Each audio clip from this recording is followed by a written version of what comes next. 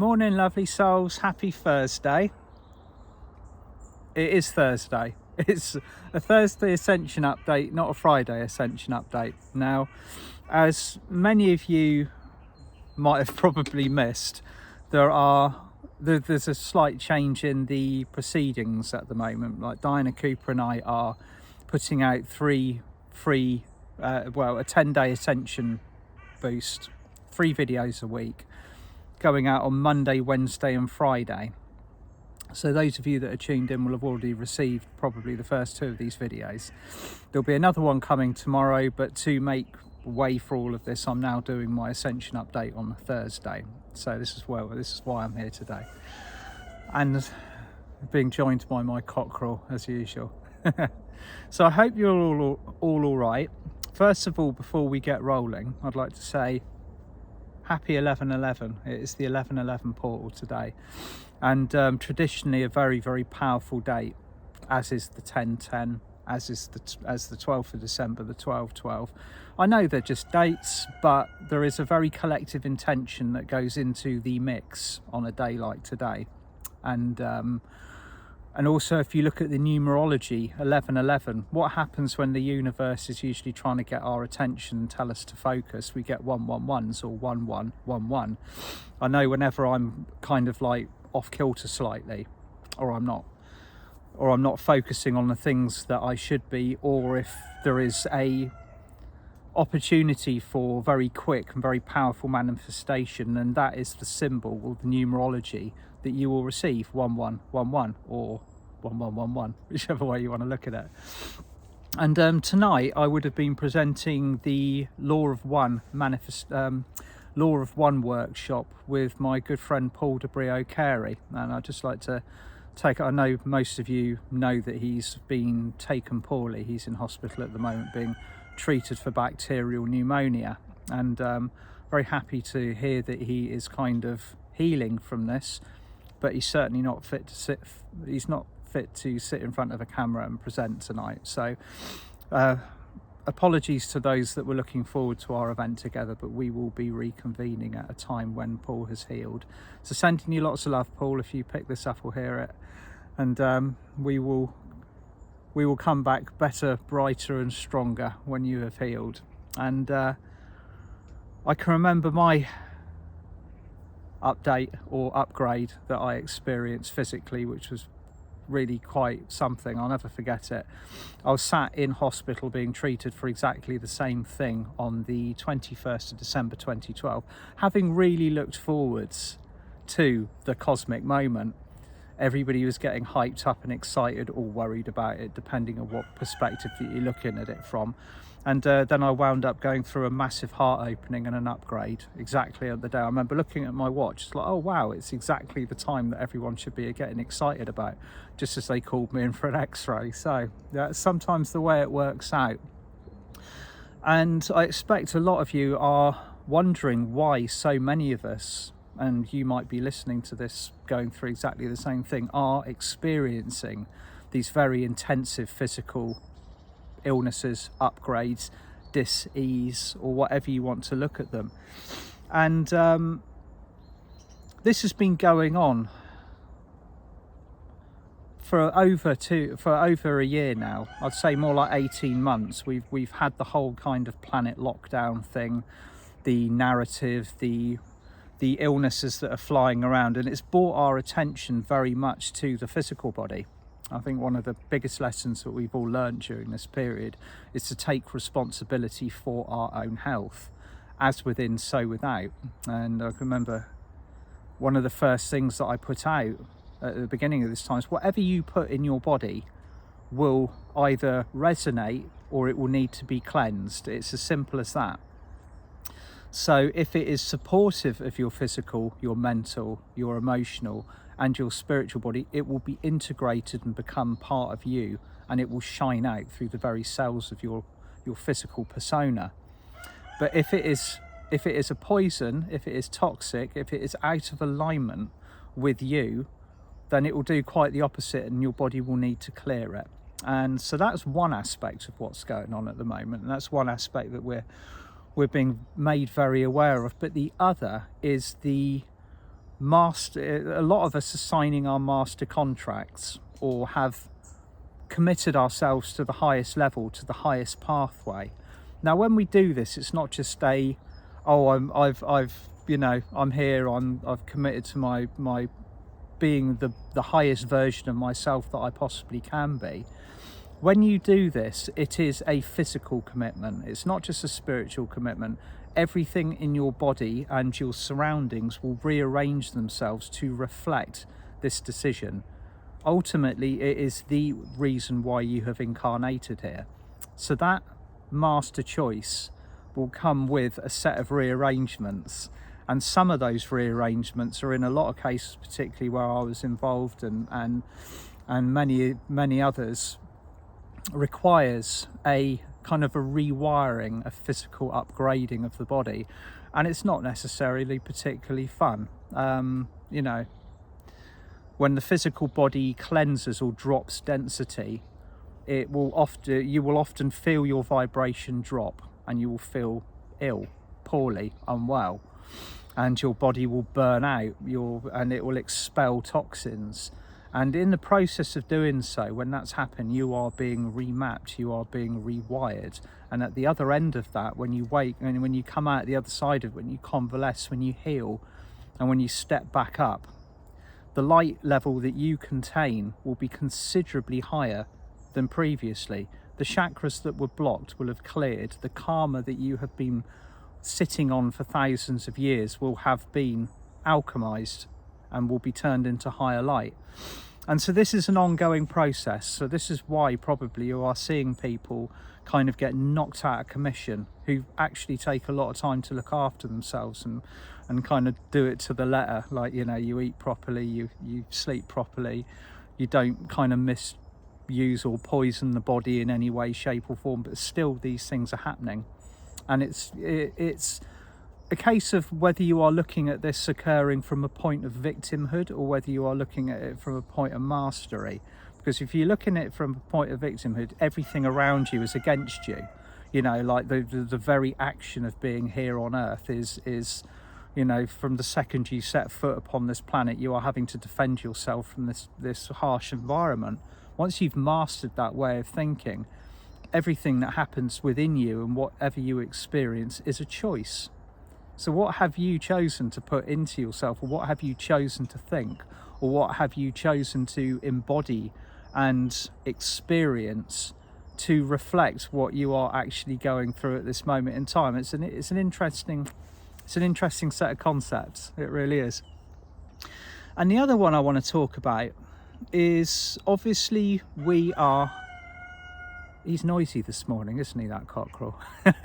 The other one I want to talk about this morning is the level of knowledge or sight that we are getting with whatever is going on around us at the moment. A lot of us are feeling a little bit rattled, a little bit disturbed by the quantity of almost like the dark happenings that are occurring on this planet around us. As I've said in my previous video, these kind of like these shadows, these things that have been occurring on Earth for thousands and thousands of years, they haven't just started recently. They've been going on for a long time, since Earth has been in 3D, since we've been having this experience. But in order for the light to shine in there and clear it, it has to become visible, and we have to be aware. Okay, awareness is what is the key trigger for people waking up at the moment. If they don't see what is really going on around this planet and the people that are operating it and the way that they've been doing things, they're going to stay in that state of inertia. They're going to stay hypnotized. And that's not what we want. We want everybody to see. And that not necessarily a comfortable process, seeing what was hidden previously. And again, it's whether you are looking at this from a point of victimhood, or whether you're looking at it from a point of mastery. We've all been victims in our past lives. We've all been victims in our current incarnation, because we weren't aware. We weren't aware of the power of the power of ourselves, and the decisions that we've made on this planet, and the choices that we made on a soul level when we incarnated. And it's a very empowering thing to realize that you are in charge of your destiny. You have ultimately created a set of circumstances for which you are growing into. It's very different now than the way it used to be. I mean, when we were kind of almost like, you know, traversing or surviving our incarnation in 3D, everything was such hard work, and it was designed to be that way. That's why planet Earth is so popular as a spiritual destination for gaining a huge amount of ground on a soul level in a very short space of time, because you can learn so much here, you can learn so quickly. But the tables are turning at the moment, because in order to step into this fifth dimensional frequency, we are having to flip the tables. We're having to reverse that psychology of 10,000 years where we have been led to believe that we are limited, that we've been led to believe that we are powerless, we've been led to believe that, you know, we are random happenings on a huge spinning rock in the center, and that there is no real kind of destination or intention for us being here. We know different now.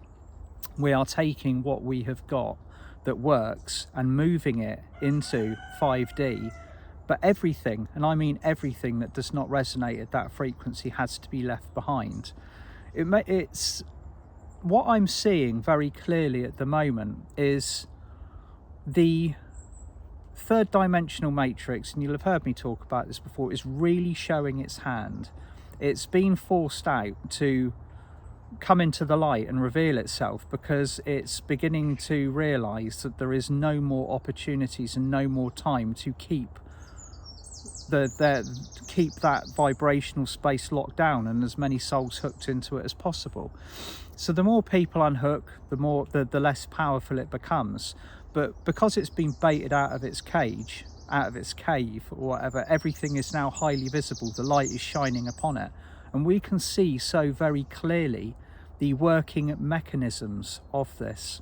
Now, one of the most interesting and intriguing things that I'm seeing at the moment is the rollout of all of this technology that they are presenting to us as this Build Back Better, the kind of the fourth industrial revolution, all of this stuff that, you know, when we hear it, when we see it, when we feel it, when we kind of cast our minds into the potential future that this would bring, it's not resonating, it's not where we're going, it's not what we're going to be doing. But I've noticed that they're using technology that has been inverted. Okay, this is all Atlantean technology that's been in the works for 10,000 years or so, but was basically commandeered at the full, and is now being used and has been used continuously, along with all of the symbols and all of the alchemy, to keep 3D the way it is. Now, many times I've heard people saying, oh, that symbol is bad, or that word is bad, or that language is not to be used, it's for the dark. And another way of mastering our dimensional space and flipping things over from inverted to the right way up is to use what we want to use and what we regard as sacred, regardless of what the we will have been taught at school and in society that certain symbols are bad and certain beliefs are bad, and certain symbols and certain language and certain belief systems are good, you know, and they will have had their category, light and dark, good and bad, whatever you want to call it. One perfect example of this is the symbol of the swastika.